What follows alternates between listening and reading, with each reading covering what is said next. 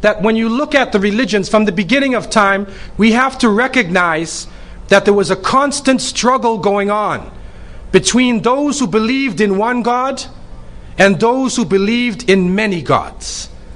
This struggle has always existed with human life. We find it more intense at different points in time. But what is important for us to understand is that in America today, we are sort of a hodgepodge, melted down mixture of hundreds of cultures. And we call it American, or we call it Canadian. But nobody is really sure what it actually means. And now that we're going into the 21st century, it is important for us to be able to separate the different elements within that culture and to recognize the roles that these elements play. In this struggle that went on from the early days of human life, there were people who put their worship in the natural world. And so those natural objects that were around them, that appeared to be the strongest objects, they would worship through those objects. So in other words, if people living in desert areas, in many of these areas you find a huge rock or a huge tree. And so many people would worship the tree or the rock, or they felt they would worship the cosmic forces through that tree or through that rock. In some countries that had large rivers, such as those who lived around the Nile, in the Nile Valley, or in the Niger River, or the Congo River, or the Amazon, those who lived around these powerful forces of water, we find that religion was developed around the river. And in many cases, people would worship manifestations of the river, even some of the animals from the river itself, hoping to appease the power and the forces in the river itself. Probably the most common form of worship in the ancient world was the worship of the sun. And that is for obvious reasons. The sun is obviously the largest of all of creation. And that when the sun comes out, the power of the sun, it gives light after darkness. It gives heat in the cold weather. It brings forth the life from plants. And so the sun itself, in a sense, is a life-giving form. And so those who were trying to figure out what is the source of our life, what is the source of the living beings around us, focused on the sun as the main object and developed within their religions a concept based upon the sun. And so we find this concept in all parts of the world. Contrary to some of the beliefs of people, it was even very strong in Europe. I mean, up until now, we still have during our week, at the end of our week, we have Saturday, and then we have Sunday, which is the day of the sun. And this is a concept that they used to have. And what is important for us to understand, especially when we're dealing with young people who tend to be caught up just in images coming at them, that the images within many of the holidays that we have got a number of streams. And especially you could say two main streams that are coming in. There is a stream of monotheism, and there is a stream of polytheism, of those who worship many gods, and those especially who focused on the sun god. In the winter season, around December 25th, the people celebrated the winter solstice. And those of you who have lived in the north, I'm coming from Toronto, Canada. There's 4 seasons, not 2 or 3 like you have here. There's 4 seasons.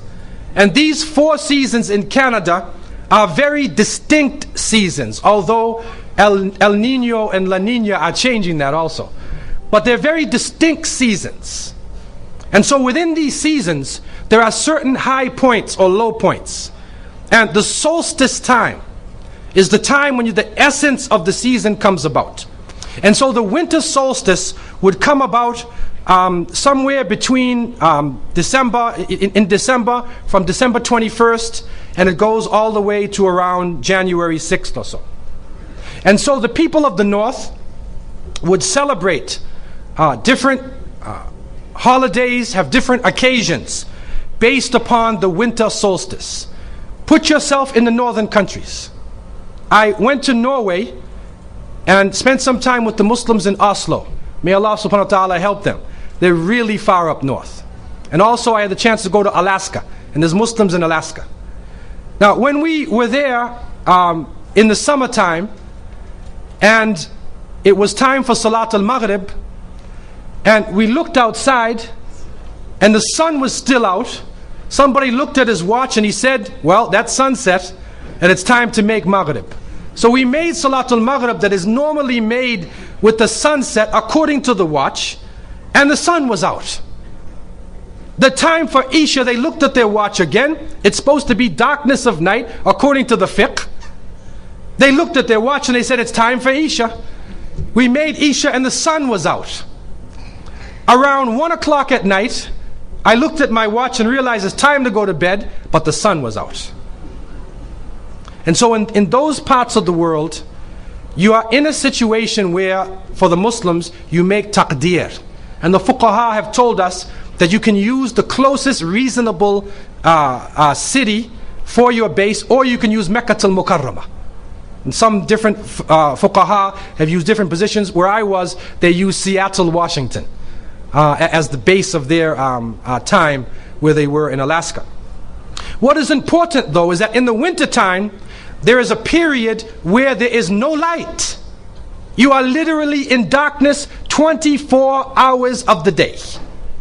And this stretches for a period of time. Now could you imagine if you're living in Alaska, or living in Canada, or living in Norway, and you don't have central heating, and the cold is outside, it's darkness around you, people are dying from disease, it's a terrible time, and every family would probably lose somebody, or they would know of somebody dying from the cold and disease during that season. This is the winter solstice. And so when the sun starts to come out, the people now are looking at the sun as a life-giving force.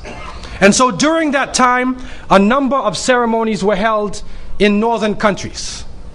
In the far north was the Feast of the 12 Nights, which stretched from December 25th to January 6th. Also in ancient Greece, there was the Bacchanalia, which was held for their god Bacchus, the god of wine and sport and play. The Romans had the Saturnalia for their god Saturn, their main sun god Saturn. And so you find during these times that the people held ceremonies in the north. They would burn bonfires. The light was important, the fire, because the fire represents the light, the life-giving force for those who worship nature. Also in the north, they recognized that there was one tree that despite the cold would still remain alive. The evergreen tree, the fir tree. And so in some cases they would take this fir tree, believing that there was powers of life within the tree, and they would put it in their homes, set it there and put a light on the top of it, or burn them in the front, or they would make mistletoes and put them over their doorways, a type of what we would call ta'weez or tamima.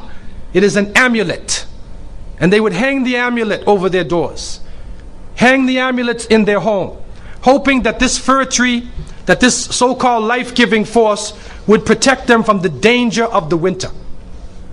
And so their ceremonies developed around this, and this went on for hundreds of years.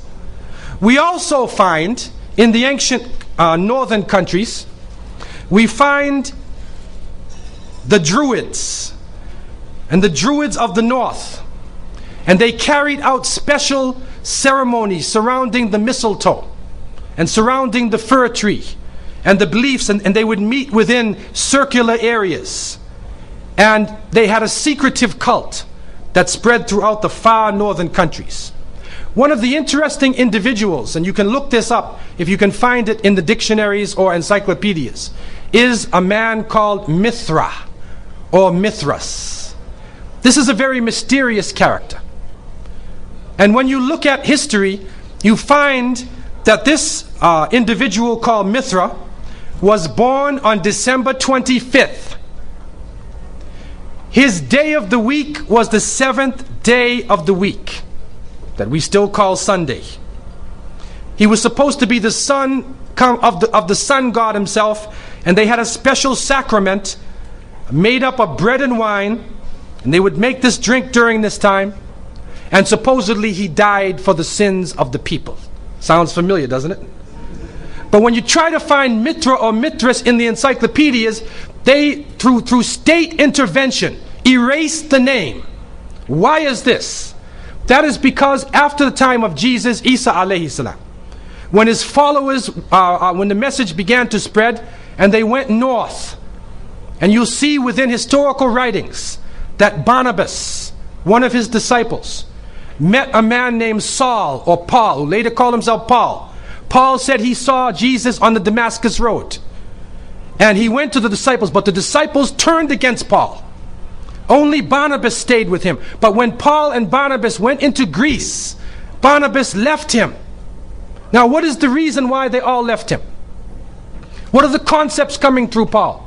Many people say, well, they left him because he was Saul before, and he used to torture the early followers of Isa alayhi salam.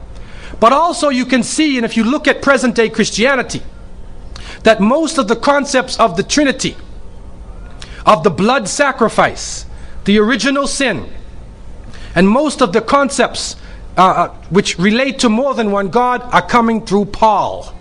The preachers are quoting Paul sometime more than Jesus during their sermons. And so Barnabas left Paul. And somewhere in the early days, in Rome or Greece, somewhere in that area, those missionaries who were teaching the teachings of Jesus, Isa alayhi salam, met with this force coming from the north. And so you will see in ancient Roman history that in some cases the Roman emperor would go out to the Colosseum, and the gladiators would be fighting each other, and everybody's cheering for the gladiators. Sounds like one of our football games. They would go to the Colosseum, right? And the gladiators would fight. And then if one of the gladiators was down, and they would look at the emperor, should I kill him or not? And if he wanted to kill him, he would say, he would go like that. Right? You know that sign, down. If he said keep him alive, he goes like this. You know how we use it today? Yes. Okay? He gives that sign. Okay? One of the terrible things happening during these rituals at the Colosseum is that they would bring the Christians out, literally men, women, and children, and feed them to hungry animals.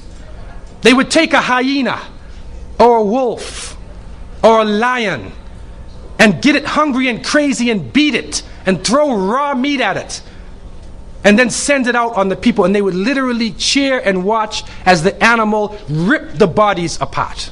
This is a terrible culture. Tear the bodies apart. And so somewhere along the line, somebody who couldn't take the torture, who felt that maybe we can win these people over, made a compromise. And you start to see changes going on from the early part of the Christian era in Southern Europe, where the major ceremonies held by the nature worshipping people are combined with Christian names and Christian ceremonies, and therefore what comes forth to us is a mixture with the two streams coming together, where you get a monotheistic name or a monotheistic character with a pagan ceremony. And so the mixture of this together is what is giving us the present day holidays that we see. Number one, we understand that Isa alayhi salam, according to the different reports of the different scholars in many religions, he was not born in the cold weather. History shows us that he was born during the warm weather. Even in the Christian traditions, they have the belief that the shepherds were tending their flocks outside. And in Palestine, you cannot keep your flocks outside. In the wintertime, in the evening, you bring them in because it's cool at night. And so it was the warm weather. It was also the time of the taxes in the north. In the story coming in the Quran, when we see the mention in chapter 19 in verses 24 to 25, and we see the mention of the story of Mary, because it is the belief of the Muslims that Maryam, may Allah be pleased with her, was a virgin, and she had dedicated her life to the worship of one God, prayer and fasting, and by the power of Allah, that the Creator breathed His Spirit into her, and she conceived Jesus. He said, be, and it is. She conceived Jesus, Isa alayhi salam, without a father, without a man. That is a belief of Islam. It is also a belief that when she felt the pain of the pregnancy, that the angel came to her and told her to go outside of the city. She went outside of the city to a remote area, and there she found a palm tree, and she found water. And it was speaking about rutub, janniya. It was speaking about a type of rutub, or a type of dates. And those who know, who have lived in the desert area, know that when the dates become ripe, when you start to see the color of the dates change, because dates are not brown, you know. Dates are originally red and they're yellow, they're other colors. But they turn the brown. It's at the height of the heat that the dates become ripe. And so it's at that time that she gave birth to Isa alayhi salam. So from different points of view, different historical points of view and different religions, we understand that Isa alayhi salam was not born during the winter season. He was born in the warm weather. So who was it that was born in the winter season? What is that? Who is that character now? Let us become detectives and try to find out the answer to this problem. Number one, you have to understand this concept of Saturn, the concept of Bacchus. When they are portrayed by the different artists who drew pictures of them, or the sculptures, they're usually portrayed as a heavy-set man with a white beard. And when in the Sistine Chapel, Michelangelo drew his picture, you could see the long flowing beard, and there are actually pictures of this man on a sled being drawn by snakes with wings. Snakes with wings. Snakes do not normally fly. But in this case, the snakes have wings, and the heavy-set man is on his sled, being drawn by these flying animals. Sound familiar to you now, doesn't it? He's being drawn by the flying animals. He's performing miracles. He's coming out on December 25th, which is not the birthday of Isa alayhi salam, has nothing to do with Christianity. It is the time of the Bacchanalia and the Saturnalia. And he is representing riotous fun, drunken revelry. And so what happens on Christmas, the Christmas season, especially in America, people today are not even thinking about Isa alayhi salam. They're not even thinking about Jesus. They're looking how they can get drunk. On Christmas, what is going on? In the Caribbean and many parts, if they offer you a Christmas pudding, or Christmas pie, or Christmas drink, watch out. Because it's probably laced with rum or wine. That's the spirit of the season. Now this riotous occasion that was going on went so far that the Christian church banned it. And the Church of England, according to historical sources, actually banned it all the way to 1647. It was prohibited in England to celebrate Christmas because they saw Christmas as being a pagan holiday. This is an official position taken by the Christian church, the Church of England, who were known at that time as Puritans. What happened was an individual was superimposed. A name was superimposed. We hear about the name of St.Nicolas. St.Nicolas. Now, according to some historical reports, St.Nicolas was a Christian bishop who lived in the 4th century in Asia Minor, which is now known as Turkey. He was a very thin man, very austere. He used to spend his time in prayer and fasting. And he loved children. And he spent his time dealing with children.